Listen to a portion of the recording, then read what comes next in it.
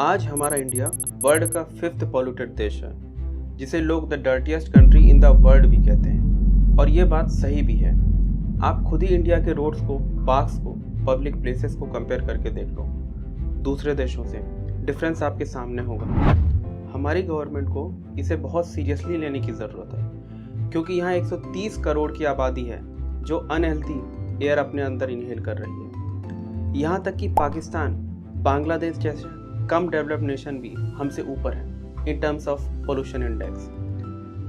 आज बात ऐसी हो गई है कि वर्ल्ड 20 मोस्ट पोल्यूटेड सिटीज़ में 14 सिटीज़ इंडिया की हैं, जिसमें भिवाड़ी जो राजस्थान में है वो top polluted city in the world है। पोल्यूटेड एयर की वजह से लोग घुट घुट कर मर रहे थे, मर रहे हैं और मैं कॉन्फिडेंटली कहता हूँ मरते रहेंगे। क्यों?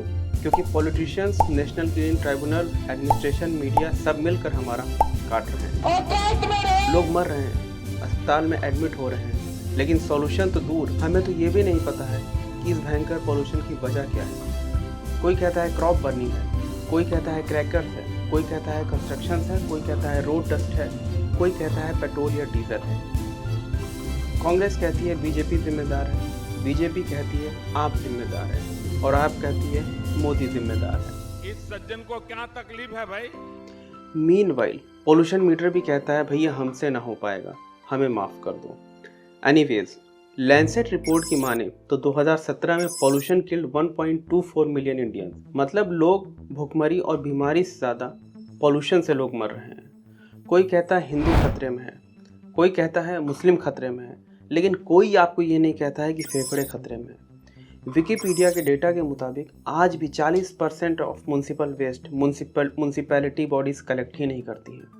बीबीसी के एक आर्टिकल के मुताबिक इंडिया के लगभग 550 मिलियन लोग, जो आज की अमेरिका की पॉपुलेशन से भी ज़्यादा हैं, वो खुले में डेफिकेट करती है।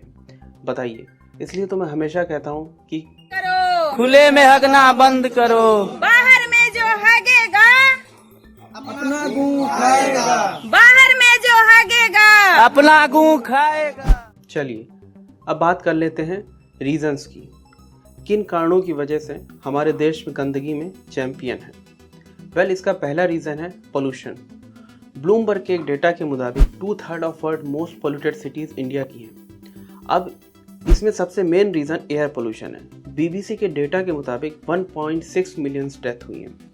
इनफैक्ट कोविड 2019 के बावजूद इंडिया 2020 में 5th लार्जेस्ट ऑटोमोबाइल का मार्केट है, जिसने लाखों ऑटोमोबाइल को सोल्ड किया था। इस डेटा से हम ये इग्नोर नहीं कर सकते हैं कि एयर पोल्यूशन की वजह से ही लाखों लोगों की जानें गई हैं।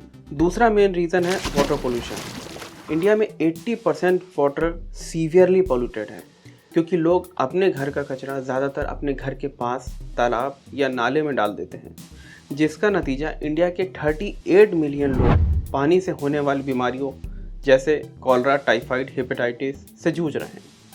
अब आप ही सोचो, हमारे देश में इतना पोल्यूशन हो रहा है तो क्या इससे गंदगी नहीं फैलेगी? अब बढ़ते हैं अगले रीज़न की तरफ, जो over crowding and lack of landfills की वजह से है। इंडिया के टाउन्स और सिटीज़ में रहने वाले लोग 62 मिलियन टन कचरा हर साल जनरेट करते हैं, जिसमें से सिर्फ 43 मिलियन टन ही कचरा कलेक्ट किया जाता है, और बाकी तो कलेक्ट भी नहीं हो रहा था। उस 43 मिलियन टन में सिर्फ 12 मिलियन टन को ही गार्बेज प्लांट्स में ट्रीट किया जा रहा था, और बाकी का 31 मिलियन टन बिना किसी ट्रीटमेंट को लैंडफिल्स में ऐसे ही डंप किया जा रहा था। एक रिपोर्ट की माने तो 2030 तक इंडिया में 165 मिलियन टन कचरा इकट्ठा होगा। तब हमारे लैंडफिल्स और ट्रीटमेंट प्लांट्स की हालत क्या होगी? जितनी तेज़ी से हम इंडियंस की पॉपुलेशन बढ़ रही है, उतनी ही तेज़ी से वेस्ट जनरेट भी हो रहा है, और एक समय ऐसा आएगा जब लैंडफिल की जगह ही नहीं बचेगी और हम बस ये कहते रह जाएंगे बहुत जगह है, बहुत जगह है, बहुत जगह है, हाँ बहुत जगह है, अरे बहुत जगह है, नहीं जगह है, बोल रहे बहुत जगह है, बहुत जगह है। आज इंडिया के पास 1684 लैंडफिल्स हैं। ये लगता तो बहुत ज़्यादा है, बट इंडिया की पॉपुलेशन को देखते हुए ये सफिशिएंट नहीं।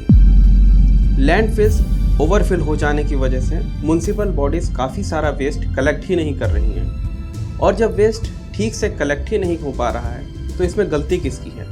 वेल, अगला रीज़न गवर्नमेंट। अब गवर्नमेंट प्लान्स तो बहुत सारे लाती है, बट उसका इम्प्लीमेंटेशन प्रॉपर तरीके से नहीं हो पाता है। सन 2000 में सुप्रीम कोर्ट ने हर स्टेट को वेस्ट ट्रीटमेंट करने को कहा, लेकिन unfortunately lack of desire, lack of motivation की वजह से इसे भी नज़रअंदाज कर दिया गया।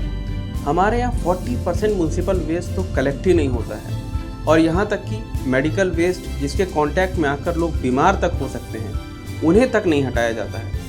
गवर्नमेंट के द्वारा लाए गए रूल्स, स्कीम इक्का दुक्का ही काम करते हैं और बाकी सब तो सिर्फ नाम के लिए।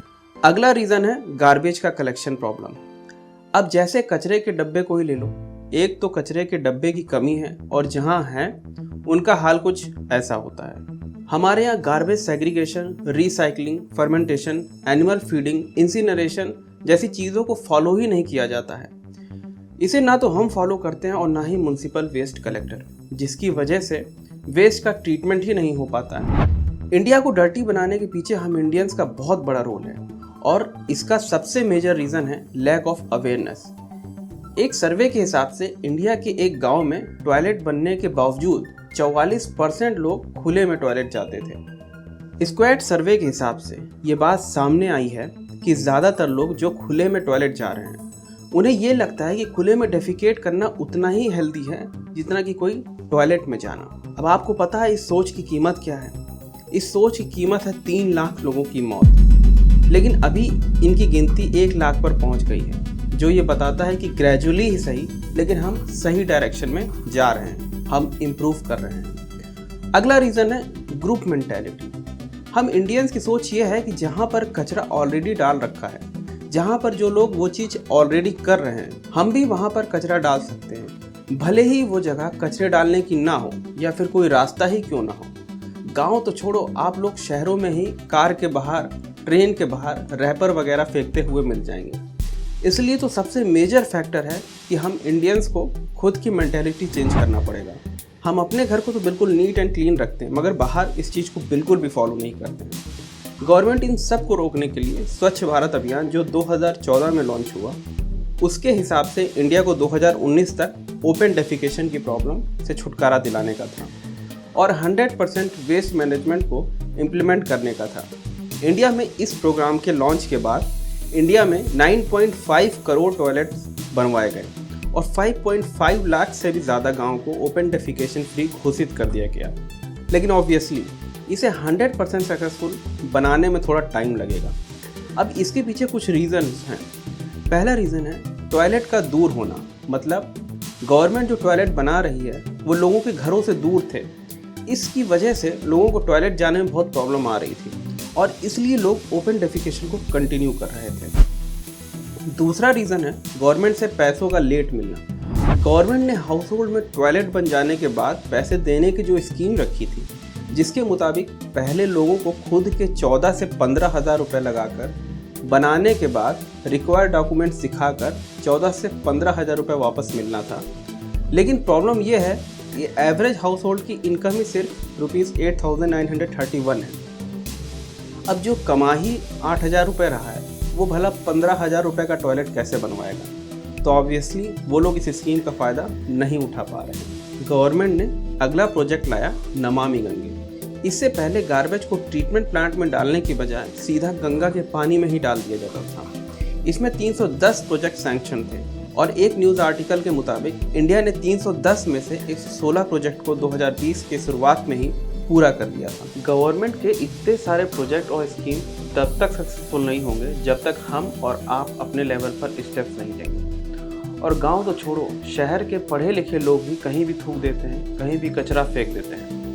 वो गवर्नमेंट का मंत्रा है ना, हमें बीमारी से लड़ना है, बीमार से नहीं। वेल, इस सिचुएशन में मेरा ये मानना है कि हमें बीमार से ही लड़ना है। वो इंसान जो बीमार है, जो गंदगी फैला रहा है, उससे लड़ना है, उसे अवेयर बनाना है, वरना उसकी बीमारी ऐसे करके पूरे भारत को खा जाएगी। तो अगर आप मेरी इस बात से एग्री करते हैं, आपको इस वीडियो में कोई बात लगी है, तो जितना हो सके इसे अपने फ्रेंड्स और फैमिली में शेयर करें। इस इशू पर अवेयरनेस क्रिएट करने में मेरी हेल्प करें।